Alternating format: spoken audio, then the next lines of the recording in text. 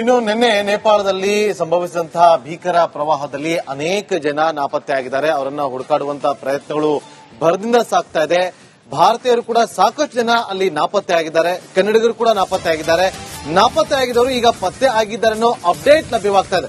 ರಣಭೀಕರ ಪ್ರವಾಹಕ್ಕೆ ಅಕ್ಷರಶಃ ನೇಪಾಳ ತತ್ತರಿಸಿ ಹೋಗಿತ್ತು. 133 ಭಾರತೀಯರು ನಾಪತ್ತೆಯಾಗಿದ್ರು.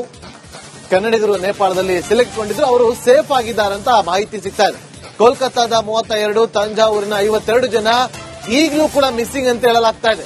ನಾಪತ್ತೆಯಾದವರಿಗಾಗಿ ಶೋಧ ಕಾರ್ಯಾಚರಣೆ ಕೂಡ ಮುಂದುವರಿತಾ ಇದೆ.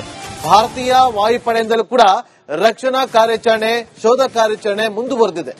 ಕನ್ನಡಿಗರು ಅಲ್ಲಿ ಏನು ಮಿಸ್ ಆಗಿದ್ರು, ಕೆಲವರು ಮೃತಪಟ್ಟಿದ್ದಾರೆ, ಕೆಲವರು ನಾಪತ್ತೆಯಾಗಿದ್ದವರು ಈಗ ಪತ್ತೆ ಆಗಿದ್ದಾರೆ ಅನ್ನೋ ಮಾಹಿತಿ ಸಿಗ್ತಾ ಇದೆ.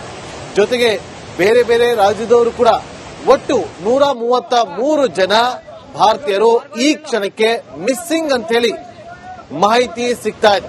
ನಿನ್ನೆ ನಡೆದಂತಹ ಭೀಕರ ಪ್ರವಾಹ ಕಣ್ಮುಚ್ಚಿ ಕಣ್ಣು ಬಿಡೋಷ್ಟರಲ್ಲಿ ಅಕ್ಷರಶಃ ಅನೇಕ ಗ್ರಾಮಗಳು ಸಮಾಧಿಯಂತಾಗೋಗಿತ್ತು.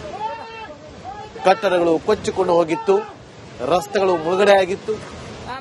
ಎಲ್ಲಿ ನಾವು ಸೇಫ್ ಆಗ್ತೀವಿ ಅಂತೇಳಿ ಅಂದುಕೊಂಡು ಕಟ್ಟಡದ ಒಳಗಡೆ ಹೋಗಿ ಜನರು ತಮ್ಮನ್ನು ತಾವು ಸೇವ್ ಮಾಡ್ಕೊಳ್ಳೋದಕ್ಕೆ ಮುಂದಾಗ್ತಾ ಇದ್ರು, ಅದೇ ಕಟ್ಟಡಗಳು ನೆಲಸಮ ಆಗುವ ಹಂತಕ್ಕೆ ಬಂದಿತ್ತು. ಆ ರೀತಿಯಾಗಿ ರಣಭೀಕರ ಪ್ರವಾಹಕ್ಕೆ ನೇಪಾಳ ತತ್ತರಿಸಿ ಹೋಗಿತ್ತು. ಸಾವಿರಾರು ಸಂಖ್ಯೆಯಲ್ಲಿ ಇವತ್ತು ನಿರಾಶ್ರಿತರಾಗಿದ್ದಾರೆ, ಸಾವಿರಾರು ಸಂಖ್ಯೆಯಲ್ಲಿ ಮಿಸ್ಸಿಂಗ್ ಆಗಿದ್ದಾರೆ.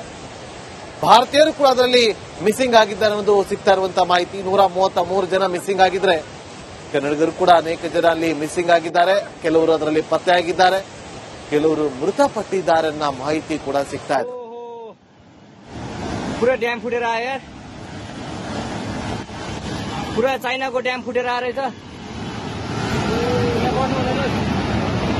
आमामामामामा ल यहाँ हामीले अब ओहो यार